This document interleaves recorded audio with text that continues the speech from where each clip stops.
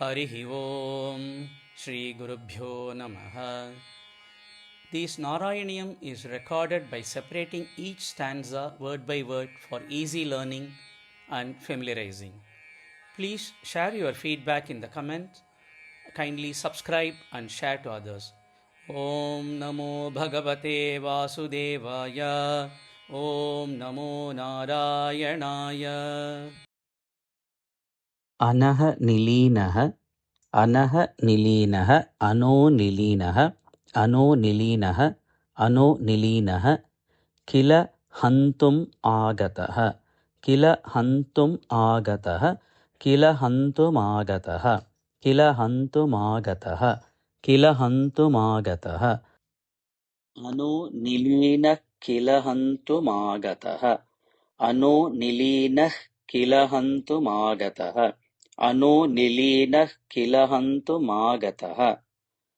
सुरारिः एवं सुरारिः एवं सुरारिरेवं सुरारिरेवं सुरारिरेवं भवता विहिंसितः भवता विहिंसितः भवता विहिंसितः सुरारिरेवं भवता विहिंसितः सुरारिरेवं भवता विहिंसितः सुरारिरेवं भवता विहिंसितः अनो निलीनः किल हन्तुमागतः सुरारिरेवं भवता विहिंसितः अनो निलीनः किल हन्तुमागतः सुरारिरेवं भवता विहिंसितः अनो निलीनः किल हन्तुमागतः सुरारिरेवं भवता विहिंसितः रजः अपि न द्रष्टुम् अमुष्य रजः अपि नः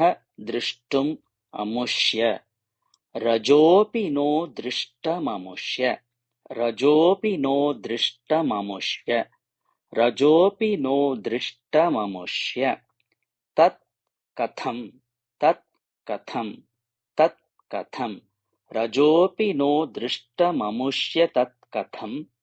रजोऽपि नो दृष्टममुष्य तत् कथं रजोऽपि नो दृष्टममुष्य तत् कथं स शुद्धसत्त्वे त्वयि स शुद्धसत्त्वे त्वयि स शुद्धसत्त्वे त्वयि लीनवान् ध्रुवम् लीनवान् ध्रुवम् लीनवान् ध्रुवम् स शुद्धसत्त्वे त्वयि लीनवान् ध्रुवम् स शुद्धसत्त्वे त्वयि लीनवान् ध्रुवम् स शुद्धसत्त्वे त्वयि लीनवान् ध्रुवम् रजोऽपि नो दृष्टममुष्य तत् कथं स शुद्धसत्त्वे त्वयि लीनवान् ध्रुवम् रजोऽपि नो दृष्टममुष्य तत् कथं स शुद्धसत्त्वे त्वयि लीनवान् ध्रुवम् रजोऽपि नो दृष्टममुष्य तत् कथं स शुद्धसत्त्वे त्वयि लीनवान् ध्रुवम् अनो निलीनः किल हन्तुमागतः सुरारिरेवं भवता विहिंसितः रजोऽपि नो दृष्टममुष्य तत् कथं स शुद्धसत्त्वे त्वयि लीनवान् ध्रुवम् अनो निलीनः किल हन्तुमागतः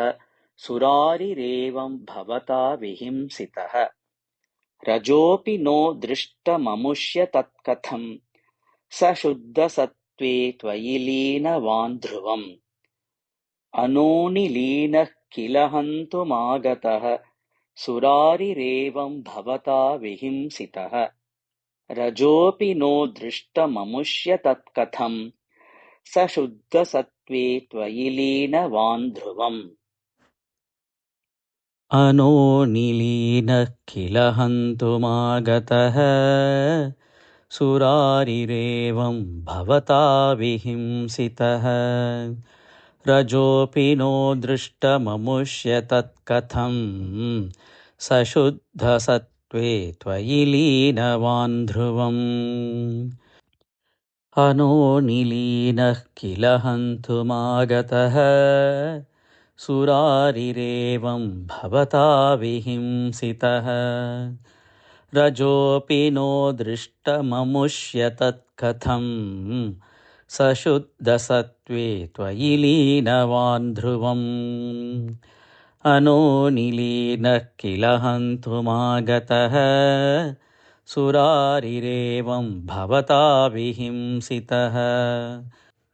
रजोऽपि नो दृष्टममुष्य तत्कथं स शुद्धसत्त्वे त्वयि लीनवान् ध्रुवम्